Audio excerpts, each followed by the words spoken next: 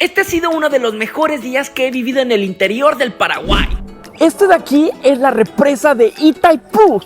Este es el día 20 de 30 viajando por todo el interior del Paraguay y las personas que trabajan en la represa de Itaipú me dieron la gran bienvenida. Por cierto que me regalaron un kit de tereré y luego lo estrené. Esto es algo impresionante de ver que todo paraguayo debe de estar muy orgulloso. Se puede decir que la central de China es más grande, pero la de Itaipú genera más electricidad. También en Itaipú puedes ver la represa a forma de escala, 1 a 100. Cuenta con 20 unidades generadoras, de las cuales 10 son de Paraguay y 10 son de Brasil. Con 4 unidades son suficientes para Paraguay, así que las restantes se las rentan a los brasileños. Carnal, hay muchos datos interesantes de esta represa. Por ejemplo, tienen la capacidad de abastecer a todo el mundo de energía por 40 días. Además, en Itaipú también tienen museos para que aprendas de los guaraníes.